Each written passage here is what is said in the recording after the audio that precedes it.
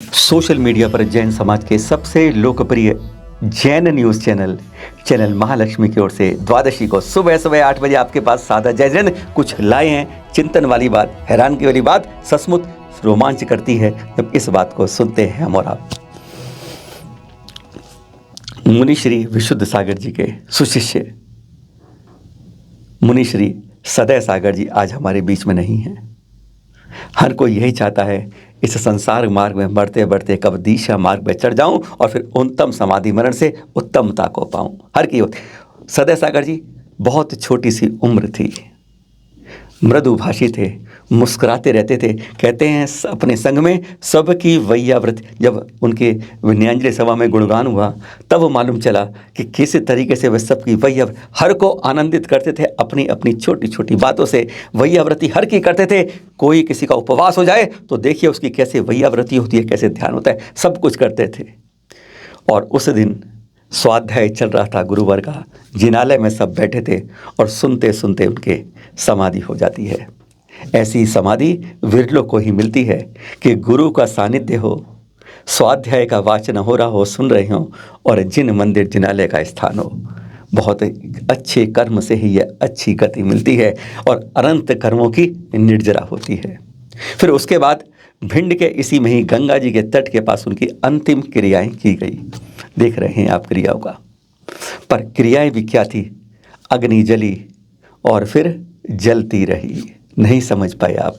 4, 5, 6 घंटे अग्नि जल के शांत हो जाती है। कहते हैं ये काया मिट्टी की थी, मिट्टी में मिल जाती है, पंच तत्व में मिलके शांत हो जाती है अग्नि। हाँ, मैंने तुझे जहाँ से लाया था जहाँ से खड़ा किया था, क्योंकि तेरी आत्मा तो अजर अमर एक क्षण में निकल गई। अब तेरी इसको मैं मिल, पर वह पंच तत्व की मिट्टी के अंदर अग्नि यहाँ पर 1 दिन नहीं, 2 दिन नहीं, 3 दिन तक भभकती रहती है अग्नि। जैसे कहती है इस पंच तत्व कुछ कहना चाहता है। अब मौन भावना से कौन स्वीकार करे, कौन पहचान पाता है कि इस अग्नि के जलने से कहीं कुछ कहा जा रहा है। अरे जो शरीर से आत्मा निकल गई, अब वह नश्वर शरीर की पंचतत्व की मिट्टी भी शायद कुछ कहना चाहती है। समाधि स्थल की तैयारी शुरू हुई। गंगा घाट के किनारे दृश्य हैं आपके सामने। खुदाई हो रही थी, समाधि होगी। दिमाग में अभी भी घूम रहा है कि अग्नि क्या कह रही थी। फावड़े चल रहे थे, खुदाई होते होते क्या हो गया, हैरानगी हो गई, जैसे चमत्कार हो गया। धरती फट पड़ी, मंदिर निकल पड़ा। सामने लिखा था कि कुंतुनाथ भगवान और शांतिनाथ भगवान, यानी ये तलघर में पहुंच रहे थे। नीचे नीचे पूरा मंदिर निकल रहा था। जो अब तक धरा के अंदर दबा था, वह अग्नि 3 दिन तक यही कहती रही कि अभी कुछ और भी दिखना बाकी है। जहां समाधि बनाओगे वो तलघर के नीचे पूरा मंदिर निकल आएगा। देखिए शांतिनाथ भगवान, कुंतुनाथ मुनीश्वर, पूरा तलघर में यह तहखाना नहीं था, यह तो एक मंदिर जैसे धरा को फट के बाहर आ गया था। कभी देखा है आपने ऐसा? कभी सुना है आपने? क्योंकि सुनाते तो विश्वास नहीं कर पाते, पर देख कर क्या कहें। हाथ कंगन को आरसी किया, एकदम समाचार। जिस स्थल पर हो रही तैयारी समाधि स्थल बनाने की, वहां से धरा फट कर निकल रही तैयारी मंदिर दिखाने की। छोटे छोटे कदम बढ़ते बढ़ते जा रहे हैं। कर्नाटक के श्रवणबेलगोल में गोमटेश्वर भगवान से जैसे मिलने जा रहे हैं।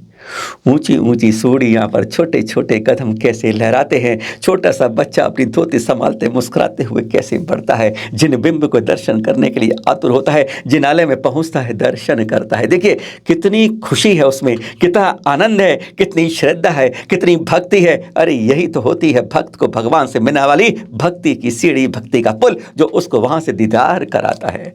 दर्शन करता है, उछलता कूदता अर्घ चढ़ाता है, सब कुछ करता है।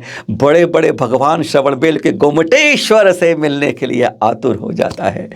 छोटे छोटे नन्हे नन्हे कदम बढ़ते जाते हैं। घंटी बजाता है, मुस्कुराता है, आरती करता है, अर्घ चढ़ाता है। और फिर एक बार 3.5 4 फुट का 3 फुट का बालक 57 फुट ऊंची उतंग प्रतिमा को देखता है, निहारता है। देखता इतनी ऊंची, भावना बात है, हे भगवान मैं तेरी तरह भी इस ऊंचाई को पार कर सकूं, उस ऊंचाई तक पहुंच सकूं चारित्र की जिसको तूने छुआ है।